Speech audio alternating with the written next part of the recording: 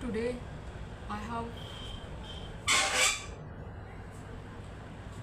I have come to talk about my situation as it is, without any cover up or pretending that it's not that bad.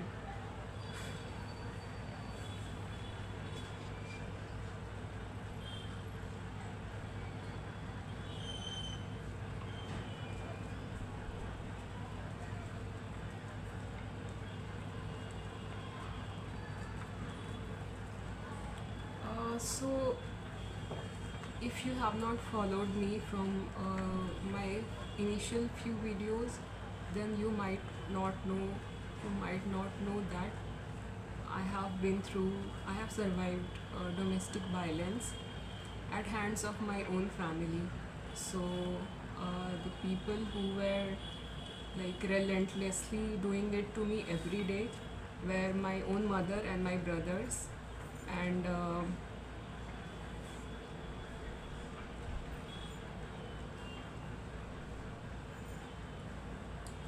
and my father had uh, he saw everything and he did not do anything to protect me. He was even not neutral. He took their side. And sometimes, uh, if you have heard of Martin Luther King, he said that he had said that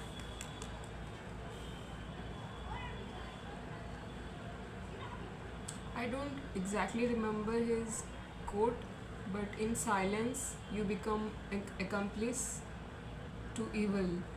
So if you are silent in the face of evil, then you are participating in the evil being done.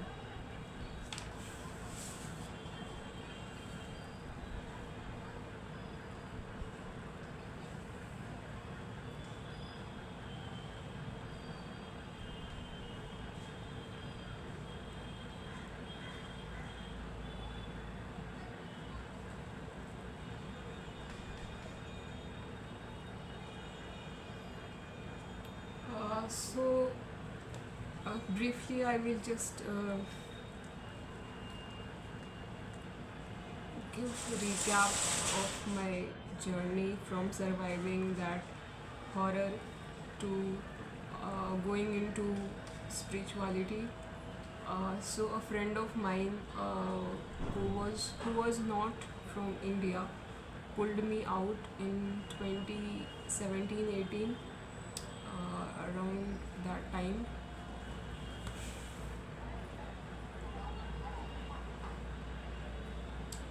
And he was supporting me in every way possible, uh, till around lockdown.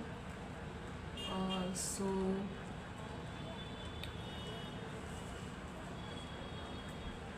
in lockdown we separated for some reason, and then I wrote to one of my family member to help me in terms of resources. uh,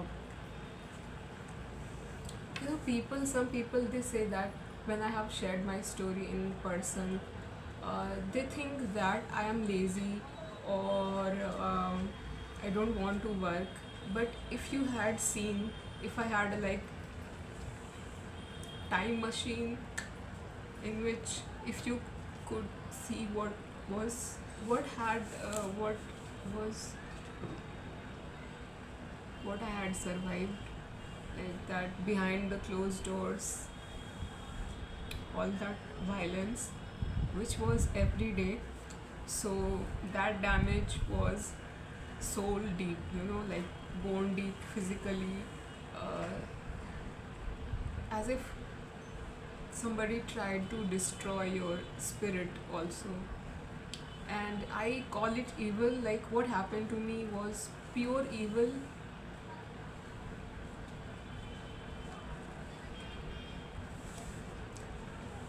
When you kill someone, like, let's say, uh, there is somebody kills someone, you know.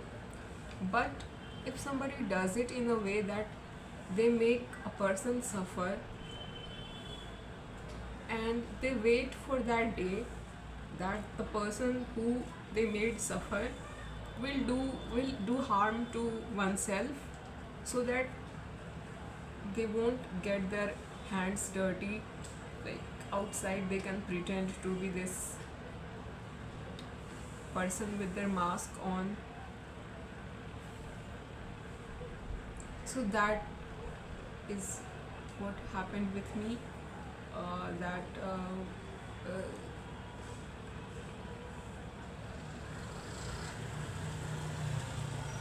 and even they tried to send me to a psychiatric hospital. uh,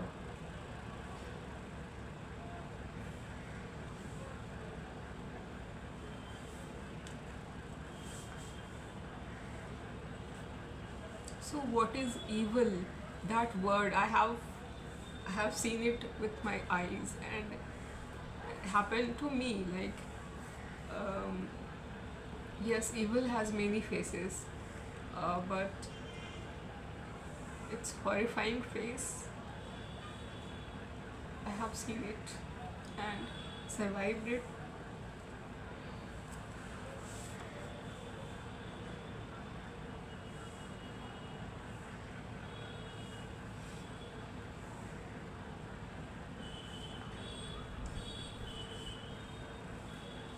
So basically, since lockdown, I started to ask from my family to support me financially. Uh, Around that time, I was still exploring spirituality to heal whatever damage they caused me on a physical level. In psychology, this there is this term somatization. So if the suffering one endures, it it you feel it in your muscles, in your body. uh, it affects your brain.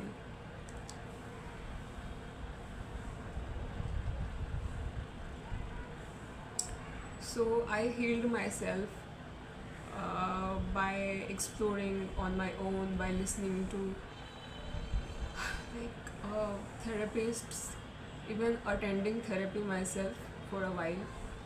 uh, you know I remember I had a decent therapist for a few months, and just talking about what had happened unloaded the shame, as if that shame did not belong to me. That shame was, I was, as if you got buried in people throwing their unprocessed shame on you. You got, you just barely survived that and got out.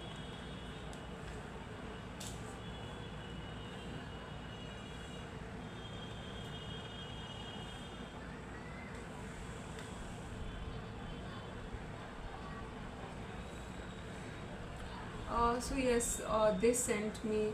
They would send in like chunks. So I would ask them multiple times in the month, and they would ask me uh, to come back. And no, it was not a, oh, we are missing you so much.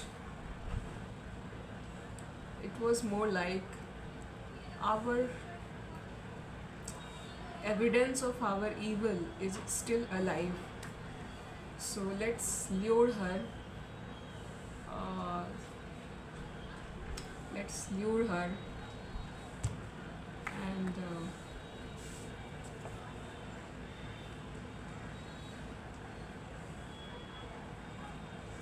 so obviously, uh, anyone with a reasonable mind would not want to come back to people who had done, inflicted such uh, horrendous behavior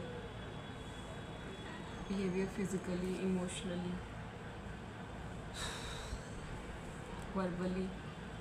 So, but then my spirituality, exploring spirituality was going on, and at some point, after lots of meditation, some internal spiritual experience got initiated in my body, and that process is still ongoing, which which had started around. It has been more than 2 years now, since the day it started.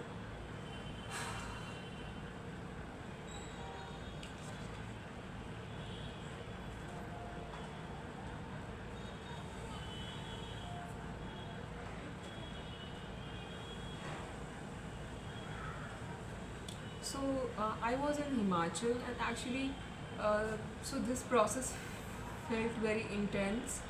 So I was waiting for that day, so that this process will end. Someday the process will have that the end, and I will have like I will then come back to mainstream. But it was not stopping.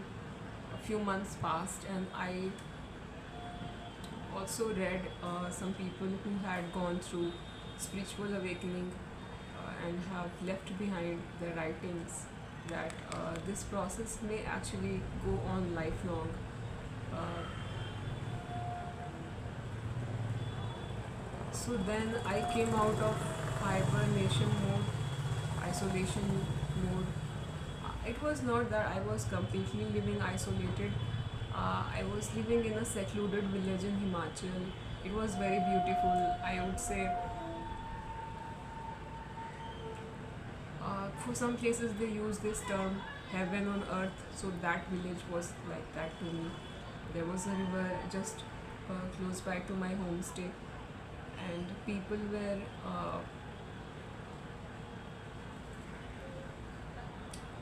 hospitable and warm. Uh,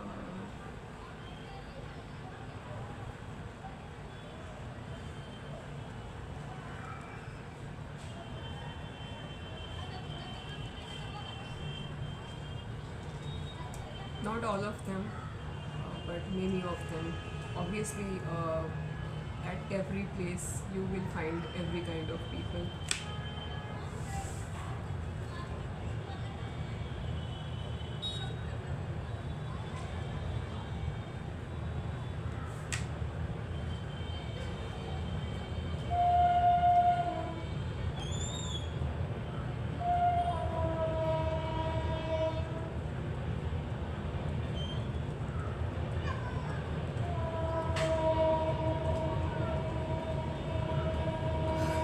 So when train is passing by, which is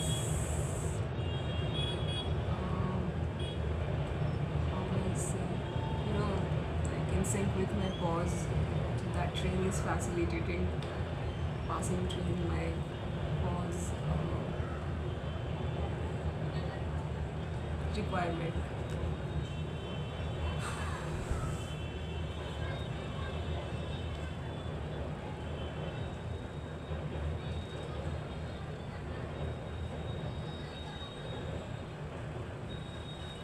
So I arrived in Delhi after leaving Himachal, and in Delhi I stayed at youth backpacker hostels.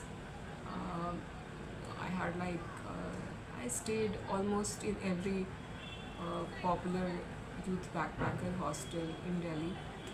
Um,